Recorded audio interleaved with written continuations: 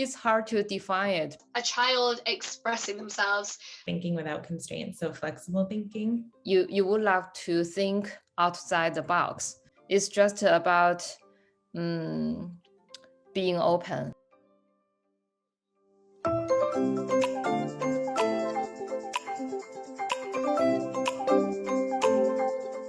At a base level, creativity can be defined as the use of imagination or original ideas.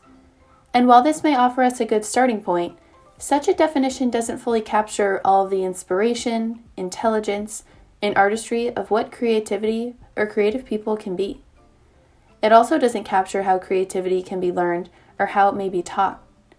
If creativity is global and knows no geographic boundaries, how are schools around the world working to teach it? In an ever-increasing age of digital technologies, what are teachers actually doing with or without technological tools?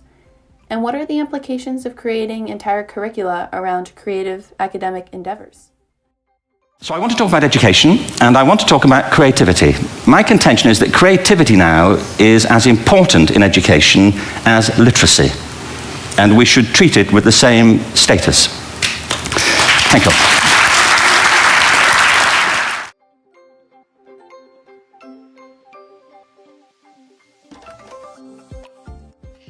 I define creativity as a child expressing themselves, so they can take it anywhere and do anything with it. You just give them a challenge and they just run with it however they want to do it. So it's not pinpointing, you need to do it this way and you need to do it like this and blah blah blah, which is what we get stuck on as teachers. We do go, oh, you need to do it this way and you're not allowed to do it any other way. I think creativity is giving them a challenge and letting them do it their way. Miss Twig is a 2nd through 4th grade teacher at the Broomhill Infant School in Sheffield, England. She works as a forest school instructor, delivering unique lessons in the school's gardens and nearby natural areas. Forest School itself is all about being outdoors in nature, and it's about using learning opportunities within nature and the environment to teach children resilience, challenge them, help build their confidence, their self-esteem, have a deeper understanding, respect and love of nature. All forest schools is to me is creativity, but letting them do it how they want to. For instance, we are growing wheat to grow, and then we're going to bake something with the wheat. And the kids were like, but what if the scarecrow but what if the crows get them? We need to build a scarecrow. I was like, yes, we do. So I got all the stuff together, I got all the bits together, and I was like, we are going to make a scarecrow next week. And that's what they did. And their minds just totally were like, yes, we need to do this. And they ran with it. So I think creativity in forest schools, it allows them to think more like, oh, we're going to boost your energy and we're going to do this and we're going to be more creative. I think it makes them creative as well.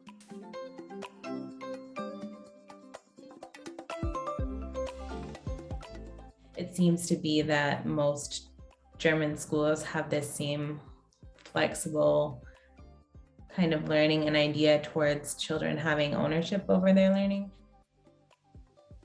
Lauren Kingston is a 3rd grade teacher at a bilingual school in Berlin, Germany, where she works as a mother tongue English instructor. She strives to create a safe classroom where there's never just one answer to an open-ended question. I think I put a lot of emphasis on promoting student voice, which I think can lead to fostering creativity.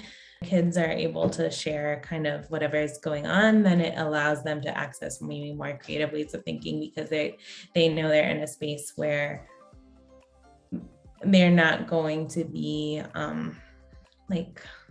really reprimanded if they don't have a perfect answer. In the beginning of the year, a whole unit on making mistakes and how your brain works and how new neural pathways can form when you make a mistake and then create it, and to not be afraid to take chances because even if you make a mistake, your brain is still learning. They're not frightened of being wrong. Now, I don't mean to say that being wrong is the same thing as being creative. What we do know is if you're not prepared to be wrong, you'll never come up with anything original. If you're not prepared to be wrong. And by the time they get to be adults, most kids have lost that capacity. They have become frightened of being wrong. And we run our companies this, by the way. We stigmatize mistakes. And we're now running national education systems where mistakes are the worst thing you can make.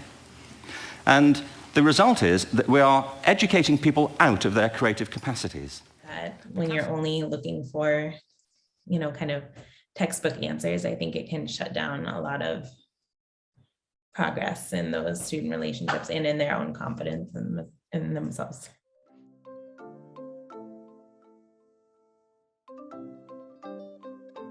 When I was an elementary student, I really, even in grade 5, the test is sometimes you did really great and sometimes you did not that great, right?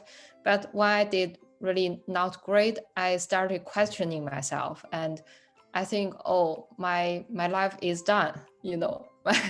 I won't have any bright future. I won't have any beautiful thing. I will stay in a very low, status in my life. Dr. Kuo Jung is a lecturer of teacher education at the University of Vermont, where she guides and leads future educators. Having received her K-12 education in China, she moved to the United States for her own children to be raised in an academic setting with less stress about grades and a larger focus on fun and interactive learning. The role of a teacher is to facilitate learning. That's it. And part of the problem is, I think, that the dominant culture of education has come to focus on not teaching and learning, but testing. Now, testing is important. Standardized tests have a place, but they should not be the dominant culture of education. They should be diagnostic. They should help. From elementary school, we will have the ranking with, people's name, every student name in your class from the first one to the last one. Yeah, and it was given to every parent, and during the parent conference. Yeah, that can be cruel. That is super crazy. I know maybe you cannot understand that, because grades can be a private thing, privacy, right? In the US, but that is not the same in China. So this super stressful for all the students and also for all the parents and also for teachers too.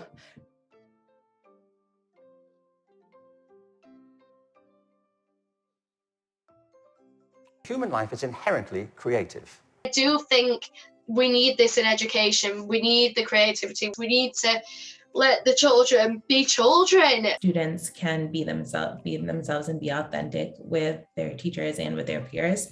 It's definitely not an age that we need to worry about our future, whether you can get a job, whether you can be successful or not. Yeah, it should be a time that we can enjoy life and be happy every day, Mm-hmm.